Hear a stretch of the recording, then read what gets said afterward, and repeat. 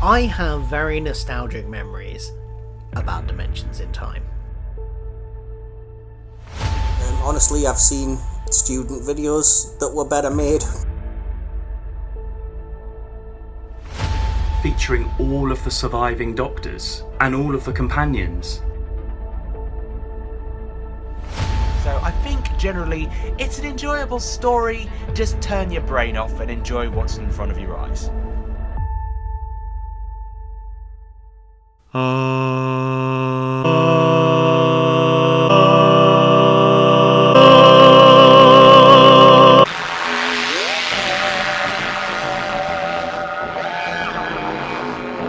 Hello there everybody, and welcome back to Weird Who. And I have something very weird for you today. I'm sure you've already guessed what it is. Probably one of the oddest and strangest pieces in the Doctor Who fandom, and best be warned, you better have these 3D glasses on. We're going to be taking a look at the 30th anniversary special.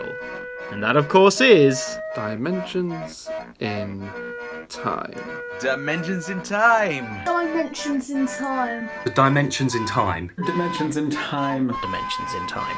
Dimensions in Time. Dimensions in Time. Dimensions in Time.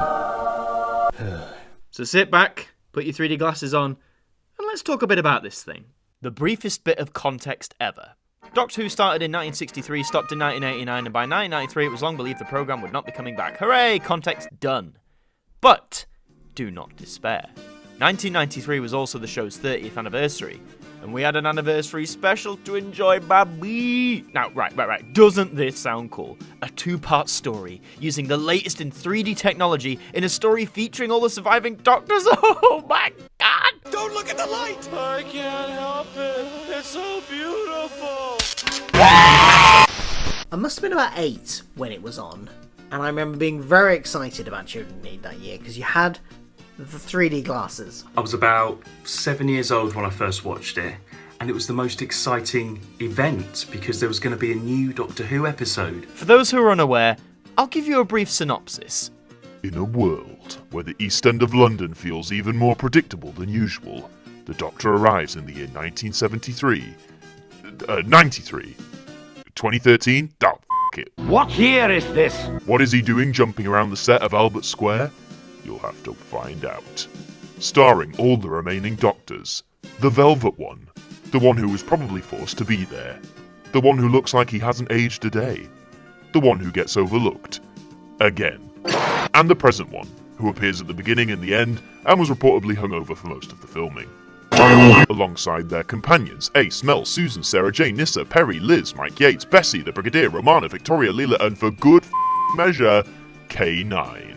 Ian! Barbara! They're facing off against the evil Time Lady known as the Rani, her assistant Syrian, and also Cybermen, Ogrons, whatever the this is, Tractators, this, Fifi, a Dragon, Vervoids, Mordrin, D84, an Argolin, Megarian Sea Devils, what I think is a Yeti, Syl, and a Time Lord. Why? So yeah, you got all that?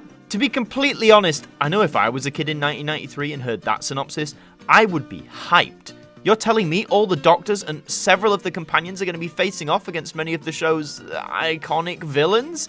Sign me up, where do I buy my 3D glasses? The story was going to be aired over the Children in Need telethon, which again, made a lot of sense. Doctor Who had a long and positive affinity with Children in Need. Hell, the 20th anniversary special first aired as part of Celebrations, so why not have the 30th do the same? Presented by an older version of myself, known as Noel Edmonds, John Pertwee turns up acting as suave and charismatic as ever, to essentially insult Noel for a few minutes, whilst presumably the technicians are setting everything up. Ha! You're the Doctor! You're absolutely right. I heard he was thick. I thought they were talking about his waist. But now, it's finally time. After nearly 4 years of sweet all from the BBC, fans were finally going to get some brand spanking new Doctor Who. And here we go.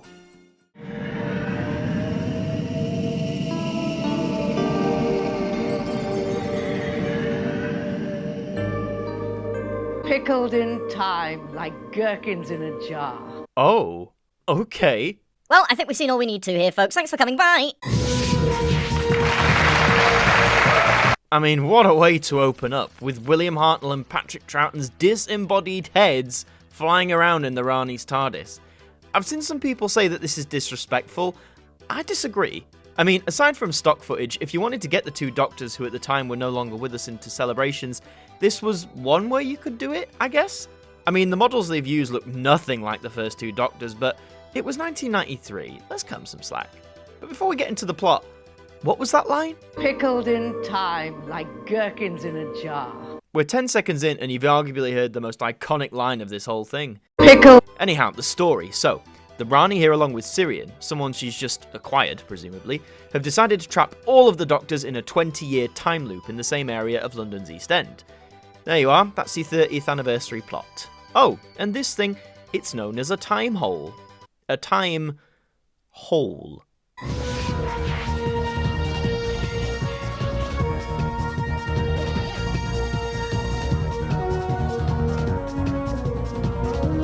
Well, that theme, eh? It was the early 90s, Eurodance beats were the thing, and as much as I love Eurodance, and believe me, I really, really love Eurodance, I just don't think it works too well when mixed with the Doctor Who theme. It sounds hollow, way too overproduced, and lacks any mystery. Plus, I know they didn't really have a budget for anything, so a new title sequence was probably off the cards, but did you really have to speed up the footage to match the music's tempo? But hey, let's not get too negative. This is just the title sequence after all. Let's see where the story takes us. Mayday! Mayday! This is an urgent message for all of the Doctors. It's vitally important that you listen carefully to me, for once. The story begins with the fourth Doctor, Tom Baker, reprising his role for the first time since leaving it 12 years earlier. He reads out a message for his other incarnations, and I just have a few questions. Where is he? Why is he recording this message with a microphone? How did his other selves hear this message? Why does the Rani hate children? She even hates children. Honestly, I love Tom Baker. I don't meet many people who don't, but he's absolutely wasted here. I know back then Tom was a lot more hesitant and particular about how he contributed to the wider scope of Doctor Who, but to shoehorn him in at the beginning with a message to which he's probably reading most of it off an autocue, it just comes across as a bit of a letdown. But hey, maybe at the time more people were focused on the 3D shapes swirling around the screen the entire time. Good luck, my dears. Aw, that's cute. We rejoin the Rani and Sirian, who is currently placing roundels over very confused characters. It's revealed that they're building up a menagerie of specimens because, well, your guess is as good as mine. The menagerie is almost complete. Time is literally of the essence. She sets her sights on the Doctor's TARDIS, knocking it off course, and remember the last time she did this, it bloody well killed him? So what horrors can we expect when the TARDIS does materialise from this attack?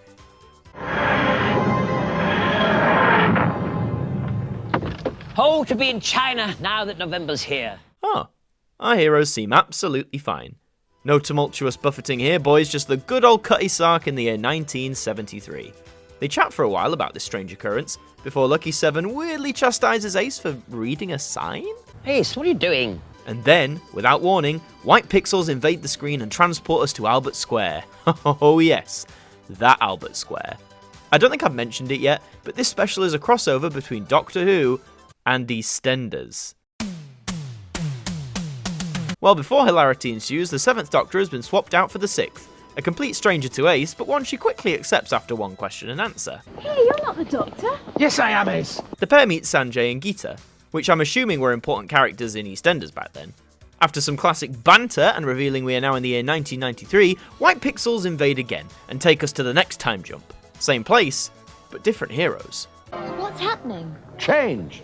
Now this is what I love about Dimensions in Time. We have the 3rd Doctor and Mel, two characters who have never met and should have no idea who each other are, but they just crack on, business as usual, trusting one another. It doesn't make any sense, it really is quite convoluted, but it's Doctor Who and it's bloody great. And oh look, more EastEnders characters. These two are... let me see. Let me just check my notes. Pauline Fowler and Kathy Beale. Yes. Those two. What year is this? After Pertwee gets all serious, we are back with Sixie and Susan? Ooh, the Doctor's granddaughter finally reunited with her grandfather. This should make for some wonderful dialogue and conversation. I am the Doctor. Oh, no, you're not. You're nothing like my grandfather. Yes, Excellent. Funny how assumedly Susan knows about regenerations, has met a doctor with question marks on his collar, just like this one, and yet all she talks about is her original doctor. I mean, Colin does his best to explain the plot to us, but before we get to the crux of it, you guessed it, white pixels. We're now in 2013. How can you tell? Well, look at that train. Yes, that CGI train right there. How far we've come as a society. God save the Queen.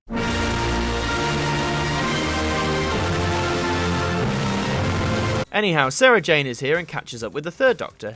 They continue to try and make sense of the plot and rationalise it down to a time traveller being behind it all. But back in the Rani's TARDIS, she decides to release her collection of monsters because, okay, sure, why not? We've got to fit them somewhere. Now we have the fifth Doctor with Nyssa and Peri, two companions who had never met, and yeah, you get the drill by now. They run around a lot so that the cameras can get the shots for 3D goodness. They bump into, let me just check, Pat Butcher, I believe, and then do some more running as we get a blink and you'll miss it rundown of whatever spare costumes were at the BBC, or they could snatch from an exhibition. After trapping themselves in a locked park, classic, the Doctor is confronted by the Rani herself, leading directly into the cliffhanger for part 1. You're all going on a long journey. A very long journey.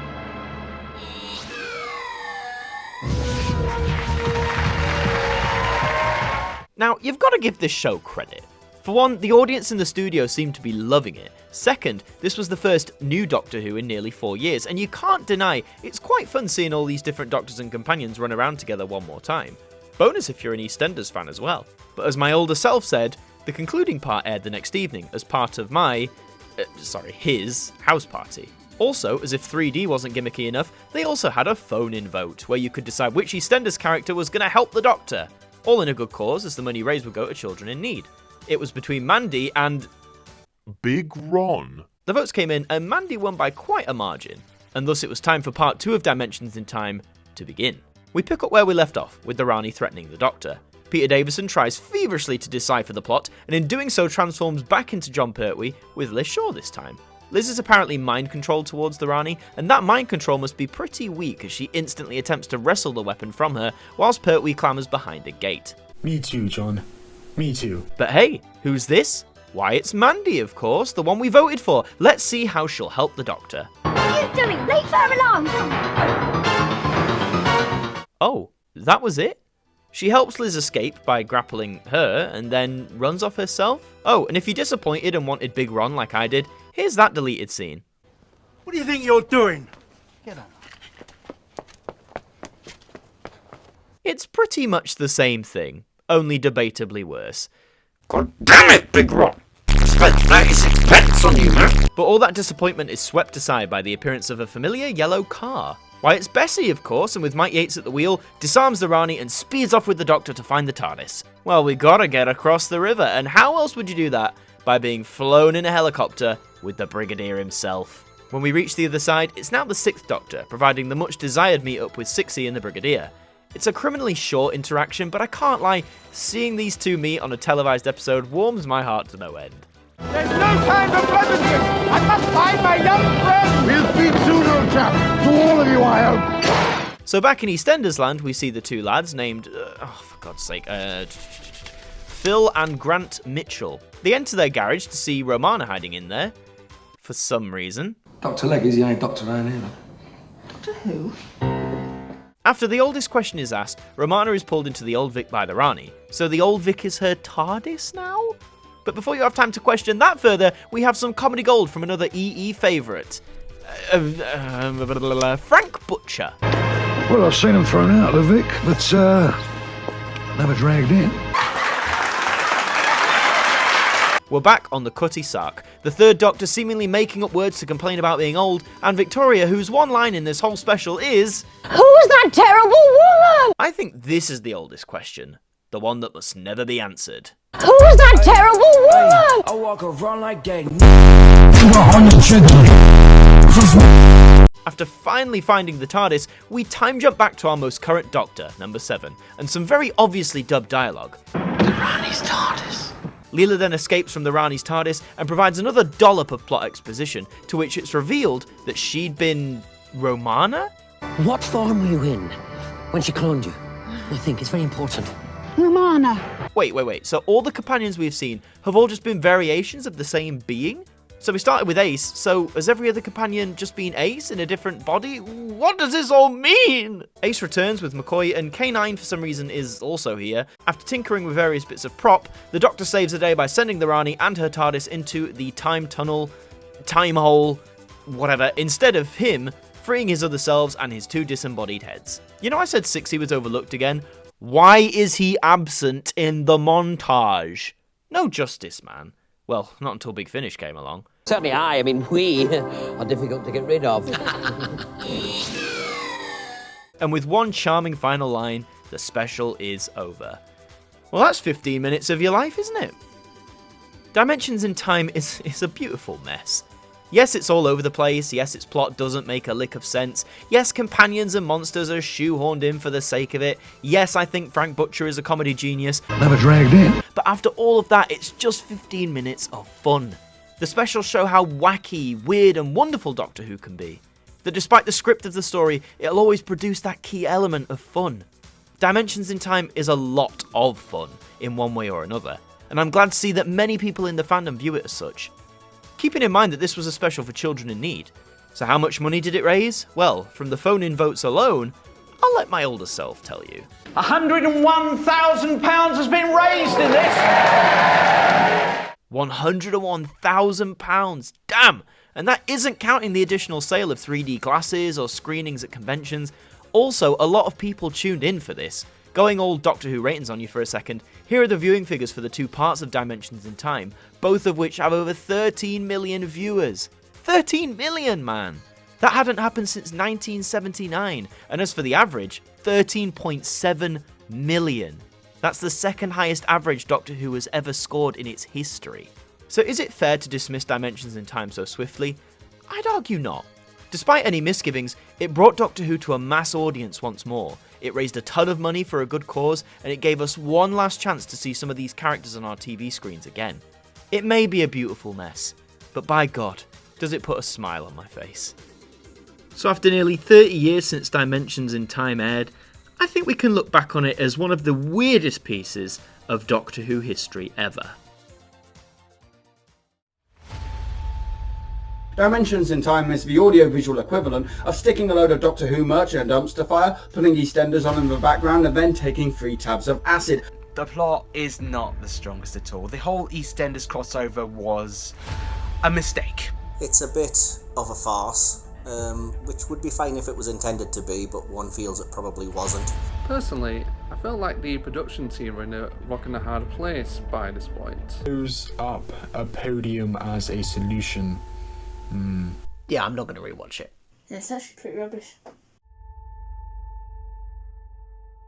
So Dimensions in Time is one of my favourite Doctor Who stories ever.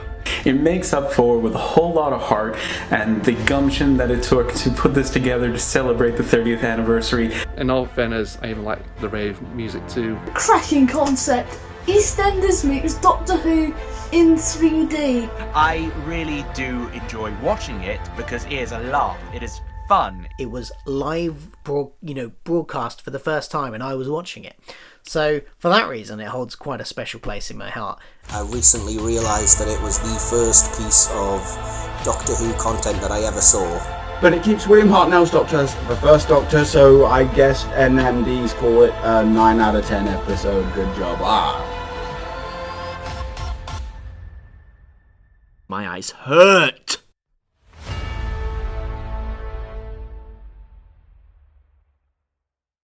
Justice for Big Ron.